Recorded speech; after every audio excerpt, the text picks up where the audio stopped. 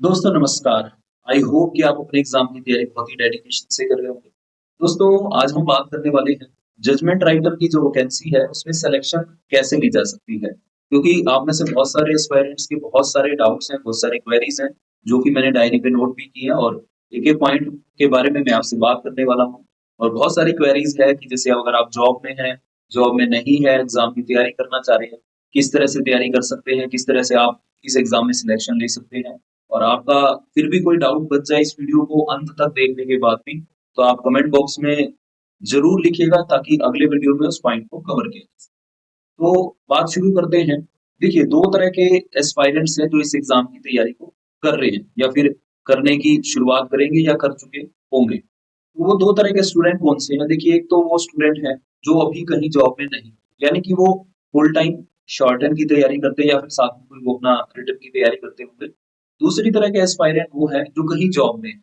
अब जो जॉब में है उनकी भी 2 कैटेगरी है।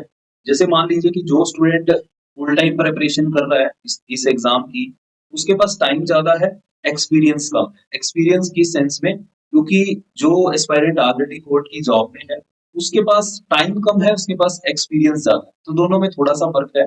और जो साथी अभी जॉब कर रहे हैं किसी डिपार्टमेंट में और वो इस एग्ज़ाम को क्रैक करना चाह रहे हैं, वो अपने आप को उसी कैटेगरी में रख सकते हैं कि उनके पास टाइम ज़्यादा है, लेकिन एक्सपीरियंस उनके पास भी कम है। अब बात आती है कि जो साथी फुल टाइम मतलब जो जॉब में नहीं है, वो इस एग्ज़ाम की तैयारी को कैसे बेहतर कर सकते हैं। और जो साथी ऑलरेडी जॉब में है, खास तौर पे जुडिशियल डिपार्टमेंट में उनके पास समय का अभाव रहता है क्योंकि ज़िम्मेवारियाँ ज़्यादा हैं और वर्कलोड उनके ऊपर वर्क प्रेशर थोड़ा-सा ज़्यादा होता है कंपैरेटिवली जो डिपार्टमेंट की जॉब है। तो पहले सबसे पहला जो सवाल है उन्हीं एस्पायरेंट की तरफ से है कि हम कैसे टाइम को मैनेज करें? क्योंकि बहुत ज़्यादा मतलब काम से आने के बाद, ड्यूटी से आने के बाद शॉर्टहैंड की प्रैक्टिस करने का एक मन बनाना एक बहुत बड़ा चैलेंजिंग हमारे लिए फैक्टर है।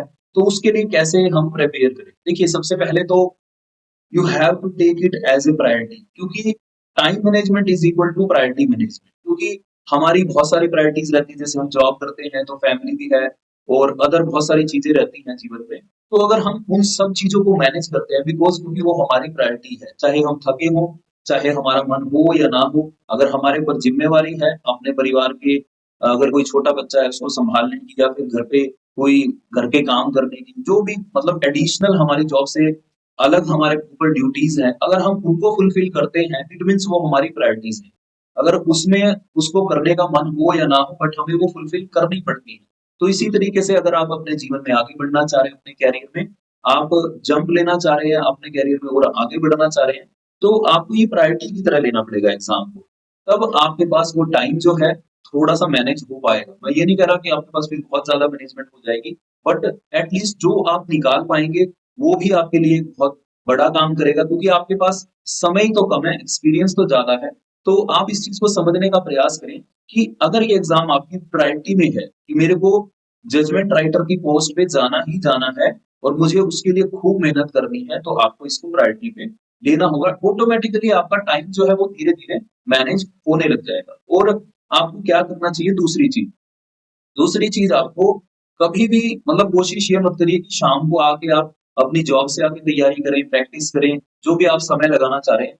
आप कोशिश करें टाइमली सो के सुबह थोड़ा-सा जल्दी उठने का प्रयास करें। देखिए जैसे अब आगे विंटर्स हैं, आगे 2-4 महीने एग्ज़ाम से पहले लगभग यही मौसम चलने वाला है। तो आप ये देखिएगा कि मॉर्निंग का टाइम एक बहुत पीसफुल टाइम होता है और बहुत ही मतलब वातावरण भी बहुत शांत होता है। रात को थोड़ा-सा अलग-अलग एरिया के हिसाब से थोड़ी-सी डिस्टर्बेंसेस भी रहती हैं। हम अपनी तैयारी को अगर क्योंकि हम अगर शाम के ऊपर नहीं छोड़ते ना कि आगे तैयारी करेंगे, आगे कई बारी लेट हो रहे हैं, कई बारी बहुत ज़्यादा काम कर लिया, थकावट होगी, मन नहीं कर रहा। बट अगर आप दिन की शुरुआत अपनी तैयारी से ही करें, तो डेफ़िनेटली ये आपके लिए एक बहुत हेल्पफुल चीज़ साबित हो सकती है। दूसरी बात ये और तीसरी चीज़ क्या है कि आप अपनी तैयारी का एक प्रॉपर शेड्यूल बनाएँ, कि आप अपना एनालिसिस करें क्योंकि जो व्यक्ति जॉब में है, ऑलरेडी उसके पास कुछ ना कुछ अनुभव है अपने जीवन के भी, जॉब के भी, तैयारी के भी, बहुत सारे एग्ज़ाम्स के भी। तो you have to prepare a plan. आपके लिए एक शेड्यूलर होना चाहिए कि आपको मॉर्निंग में उठ के किस-किस समय पे अपनी जॉब पे जाने से पहले कितने आवर्स किस-किस चीज़ को देने हैं। क्योंकि वो आप अपना एनालिसिस करके जैसे मैं बहुत सारे पॉइंट्स पे बात करता हूँ कि आपका कंसंट्रेशन कैसा है, आपकी शॉर्ट हैंड स्किल की जो राइटिंग स्किल है वो कैसी है, आपकी वोकैबुलरी कैसी है, आपकी इंग्लिश कैसी है, आपकी अंडरस्टैंडिंग कैसी है, आपकी मतलब जो भी चीजें शॉर्ट हैंड में लगती है उसमें से आप अपना एनालिसिस करके वो चीजें निकालिए जिसपे आपको सबसे ज्यादा काम करने की जरूरत है। और जिस चीज पे काम करने की कम जरूरत है उसको कम समय दीजिए, जिसमें ज्यादा जरूरत है उसको ज्यादा समय दीजिए। तो इस तरह से आप डिफाइन करिए अपने शेड्यूल को, अपने टाइम टेबल को, वो भी अपनी जॉब पे जाने से पहले, चाहे आपको कोई 1 घंटा देना हो, चाहे 2 घंटे देने हो, चाहे आप इससे ज्यादा समय निकाल पा रहे हो। और चौथी चीज क्या है, देखिए बहुत सारे एस्पायरेंट हो सकता है कि अपने घर से दूर जॉब करते हो, उनको ट्रैवल भी करना पड़ता हो सकता है 1 घंटा 2 घंटा का ट्रैवल भी आने जाने में उनको समय लगता हो, तो एटलीस्ट उनको वो समय थोड़ा सा उस मतलब चीज में बिताना चाहिए। जैसे कि मैं आपको बार बार डिस्कस करता हूँ कि अपनी हॉबी के लिए हाफ एन आवर डेली निकालें। तो वो समय आपका अगर मन करे क्योंकि थकावट होती है तो कोशिश करें फिर भी, अगर आपको कोई म्यूजिक सुनना पसंद है तो आप उस टाइम को यूटिलाइज करिए, अगर आपको अच्छा लगता है कोई बुक पढ़ना, मतलब कोशिश करिए। ये काम थोड़ा सा टफ है जो मैं ये वाला बता रहा हूँ, बाकी काम आप मैनेज कर सकते हैं, बट ये काम थोड़ा सा टफ है क्योंकि कई बार लगता है कि बस थकावट हो गई है, पड़े रहो, रेस्ट करो। जीवन में बहुत बार देखिए परिश्रम और कठिन परिश्रम, इसमें एक छोटी-सी पतली-सी एक रेखा होती है कि परिश्रम हर व्यक्ति करता है, सबको लग रहा है कि हम परिश्रम कर रहे हैं, हम खूब मेहनत कर रहे हैं। लेकिन परिश्रम और कड़ा परिश्रम करने में थोड़ा-सा अंतर है। कड़ा परिश्रम वो होता है कि जब आपका शरीर थक जाए, किसी भी काम को करने से आपका शरीर थक जाए और मन ऊब जाए, अगर उस परिस्थिति में भी आप मेहनत करते रहते हैं, तो उसको बोलते हैं कड़ा परिश्रम। अब आप अपने आप को खुद से चेक करिए कि आप परिश्रम कर रहे हैं या कड़ा परिश्रम कर रहे हैं, क्योंकि इस एग्जाम में सफलता हासिल करने के लिए आपको कड़ा परिश्रम करना ही पड़ेगा। There is no other alternative. अगर आप कोई सोच रहे हैं कि शॉर्टकट मिल जाए, कोई इस तरह की चीज मिल जाए जिससे मैं कोई सफलता हासिल करने में कुछ जल्दी मतलब काम कर लूं, जैसे अभी एक सवाल है कि 80 डब्ल्यूपीएम वाले कैसे 120 डब्ल्यूपीएम पे जाएं, तो इसके ऊपर भी बात करेंगे। लेकिन मैं अभी फिलहाल बात कर रहा हूँ जॉब वाले साथियों से जिनको लगता है कि हमें इस एग्जाम को क्रैक करना ही करना। तो आप उस चीज का एडिशनल उसको करें, एडिशन करें, ताकि आपका मन थोड़ा-सा मतलब आप जॉब से निकल के आए हैं, थोड़ा-सा मन रिलैक्स हो पाए, थोड़ा-सा आप उस चीज से बाहर निकल के आ पाएँ और फिर अपनी तैयारी को जैसे ही आप घर जाएँ और ध्यान दीजिए अपनी जो डेली लाइफ में आप अपनी दिनचर्या को बनाए हुए हैं। क्योंकि आप अपनी दिनचर्या में आपका खान-पान, आपका रहन-सहन, आपका बोल-बानी, आप कैसे बर्ताव करते हैं, आपके अंदर पेशेंस लेवल है या नहीं है, या फिर आप अपने जॉब का जो एनवायरनमेंट है उसको कैसे टैकल करते हैं, क्या आप वहाँ पे पीसफुल रहते हैं या नहीं रहते? बहुत सारे ऐसे एस्पेक्ट्स हैं। ऐसा होता है ना जिस दिन मान लो कि आज थोड़ा-सा मूड खराब हो गया, तो शॉर्ट हैंड होती ही नहीं है। मतलब ये कंसंट्रेशन का खेल है, तो ये सारी चीज़ें लगने वाली हैं। मैं आपको एक-एक चीज़ बड़ी बारीकी से बताने का प्रयास कर रहा हूँ। देखिए बाकी चीज़ें तो बाद में शुरू होती हैं, प्रैक्टिस तो हर आदमी करेगा, प्रैक्टिस तो मतलब लिखेगा तो हर व्यक्ति, ट्रांसक्रिप्शन भी हर व्यक्ति करेगा। लेकिन जो हर एक चीज़ को फॉलो करके, समझ के, चीज़ों को एनालिसिस करके और अपने लिए क्या बेहतर है उसका चुनाव करके आगे बढ़ेगा, तो डेफिनिटली सिलेक्शन उसी को मिलेगा। Because it is a priority. अगर आपके लिए एग्ज़ाम ऑप्शनल है, तो फिर मुझे नहीं लगता कि आप इस चीज़ को मतलब अचीव कर पाएँ। तो ये बात थी उन साथियों के लिए जो ऑलरेडी जॉब में है, स्पेशली जो कोर्ट की नौकरी करते हैं, जो जुडिशियल डिपार्टमेंट में है, वो इन चीज़ों का ज़रूर ध्यान रखें। और उसके बाद आती है जो साथी फुल टाइम इस एग्ज़ाम की तैयारी करेंगे, उनके पास भी एक शेड्यूल होना चाहिए, लेकिन उनका शेड्यूल थोड़ा-सा उन साथियों से अलग होना चाहिए जो जॉब में। आपको सारा दिन आप शॉर्ट हैंड पे मत लगे रहिए। मैं ये नहीं कह रहा हूँ कि आप अपनी एक्यूरेसी मत बढ़ाइए, मेहनत मत करिए, करिए, लेकिन आप थोड़ा-सा समय अगर आप अपने किसी रिटन एग्ज़ाम को दे रहे हैं, डेफिनिटली वो समय उसको देते रहें, या आप अपनी स्टडी को कुछ भी आप जो एक्स्ट्रा टाइम दे रहे हैं, तो इस एग्ज़ाम के लिए आप दिन में उतने घंटे डिसाइड कर लीजिए जिससे आपकी इम्प्रूवमेंट डेली बेसिस पे हो सके। और वो भी आपको भी अपना एनालिसिस करना पड़ेगा, किस चीज़ में कमी है, क्या-क्या चीज़ों को बढ़ावा देना चाहिए, क्या-क्या चीज़ें आपके लिए ऑलरेडी ठीक है। तो आपको भी एक ऐसा शेड्यूल तैयार करना पड़ेगा, जिससे आप अपने तैयारी को डे बाय डे और बेहतर करते चलें। क्योंकि इसमें ब्रेक नहीं चाहिए। मान लीजिए जिसकी प्रायोरिटी है ना, जैसे मान लो अ, अगर आपके लिए कोई एग्ज़ाम की प्रायोरिटी है, तो आपके उस प्रायोरिटी के बीच में सपोज़ करो कि आपके पास 3 से 4-5 महीने जो भी आपको समय मिलेगा, उसके बीच की जो प्रायोरिटीज़ हैं, अगर वो इस एग्ज़ाम से ऊपर है, तो आप वहाँ समय लगाएँगे। हो सकता है कि आप जॉब में हो और 2-4 दिन कहीं ऐसा मौका आ गया कहीं जाने का भी, और लेकिन आपका जाना बहुत ज़रूरी नहीं है, तो आप उसको स्किप कर सकते हैं क्योंकि आपकी प्रायोरिटी एग्ज़ाम है। तो ये 4-5 महीने आपके लिए जो जॉब में है या जॉब में नहीं भी है, तो अगर आपके लिए ये प्रायोरिटी है तो डेफ़िनिटली आपको रिज़ल्ट मिलेंगे। अदरवाइज़ अगर ऑप्शनल है, तो फिर तो कोई ज्यादा सोचने की बात ही नहीं है कि आपको इस जॉब में जाना है या नहीं जाना। तो ये मेरा पर्सपेक्टिव है खुद का, क्योंकि मैं ऑलरेडी जॉब के साथ भी तैयारी की है मैंने, और बिना जॉब के रहते हुए भी हमने बहुत सारी प्रिपरेशन की है। तो ये मेरे कुछ अनुभव हैं जो मैं आपके साथ शेयर कर रहा हूँ।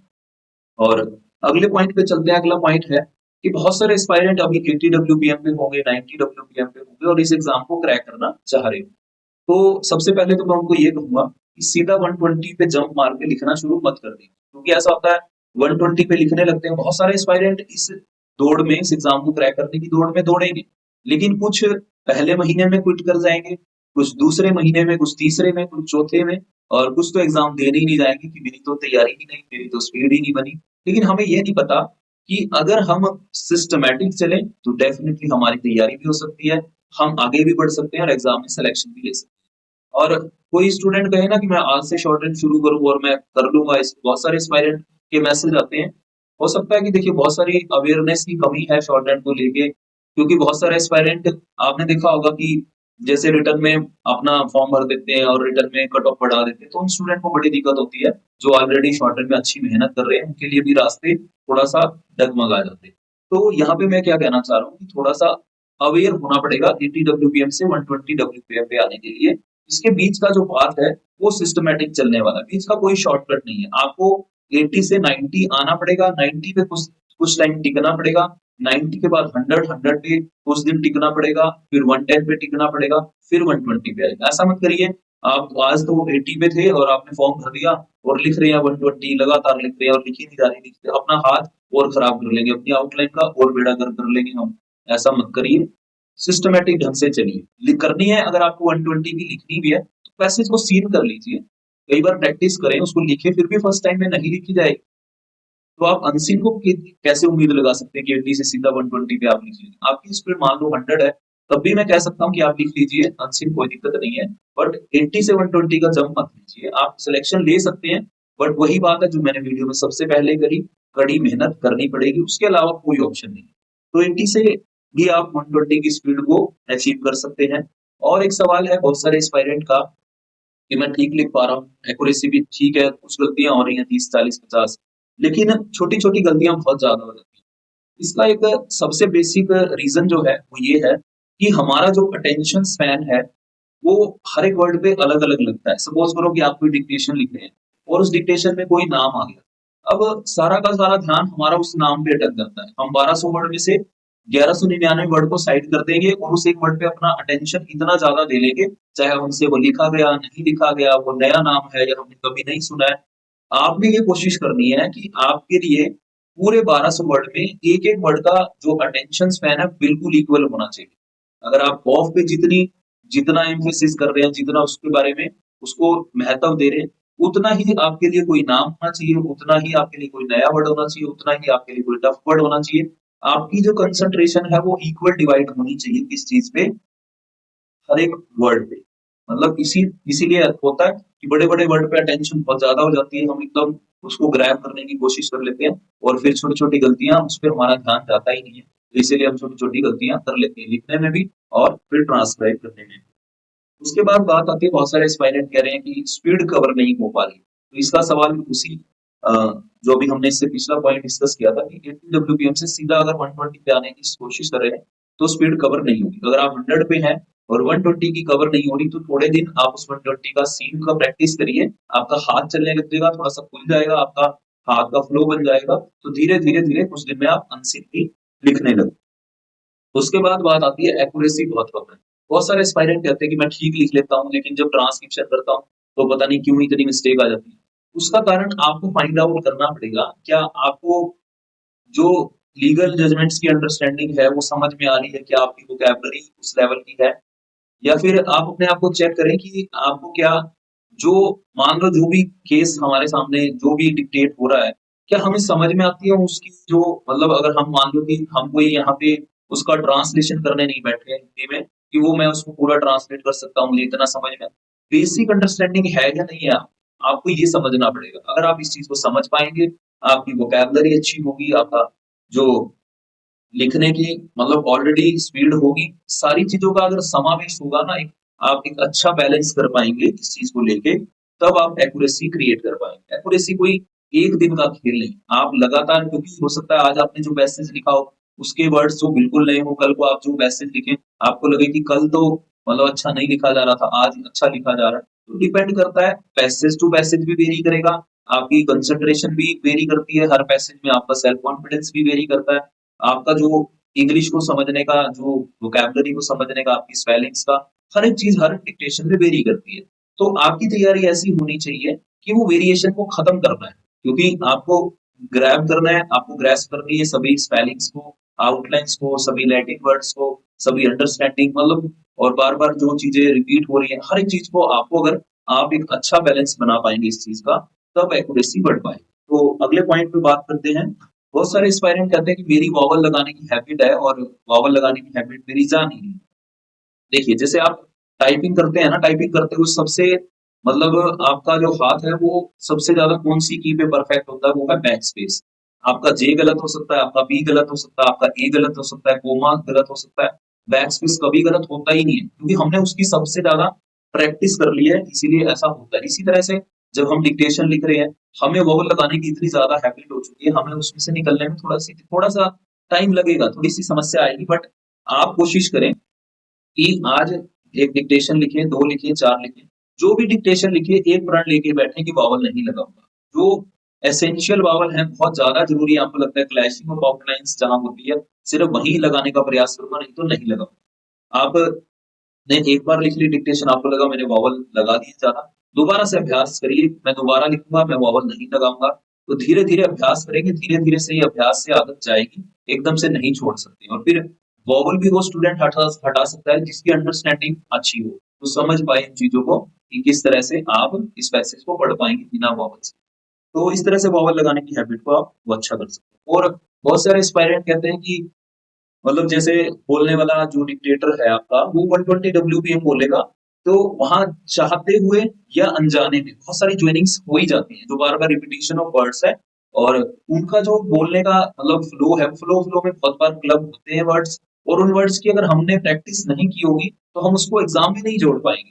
पहले से प्रैक्टिस करेंगे, डिक्टेशन में आएगा, उसको लिखेंगे, फिर एग्जाम में ये क्रैक हो पाएगा। अगर आप सोचें कि ऐसे ही कर लूंगा, मैंने पढ़ ली, मुझे कहीं से पीडीएफ मिल गया और 10 उसमें ज्वाइनिंग है, मैंने उसको पढ़ लिया और मुझे याद होगी। आपने कब पिटमैन को याद किया? आपने कब पिटमैन के रूल्स याद किए? अब आप हर एक वर्ड को लिख लेते हैं, लेकिन अब आपको पिटमैन के रूल याद नहीं है।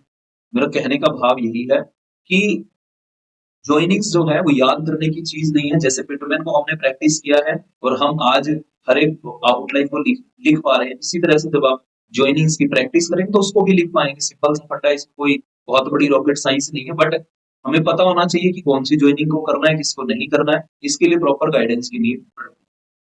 उसके बाद बात आती है, बहुत सारे एस्पायरेंट्स कहते हैं कि मेरा सेल्फ कॉन्फिडेंस नहीं इम्प्रूव हो पाता, एक डिक्टेशन लिख लूं वो नहीं लिखी जाती, तो फिर मेरा तैयारी करने का मन ही नहीं करता। जैसे अब बहुत सारे एस्पायरेंट हमारे साथ इस एग्जाम की तैयारी कर रहे हैं, और जो एस्पायरेंट मान लो 1 महीना जिसने तैयारी की, अगले उससे अगले महीने वो तैयारी करना ही छोड़ दे। मान लो कि 50 स्टूडेंट ने शुरू किया और उससे अगले महीने 30 ही स्टूडेंट ने कंटिन्यू रखा या 40 ने रखा, तो इट मीन्स 5-10 तो जो थे वो वैसे ही हवा की तरह की, एग्जाम आया और मैं इसको क्रैक करूंगा, छोटी सी दिक्कतें आई, कुछ परेशानी आई या मन नहीं किया या कोई भी समस्या आई तो तैयारी को क्विट कर दिया। आप ये क्यों नहीं समझते कि ये जो 120 की तैयारी है, ये उन स्टूडेंट को अगले आने वाले जो 100 के एग्जाम आएंगे, 80 के एग्जाम आएंगे, उसके लिए ऑलरेडी तैयार रखेंगे।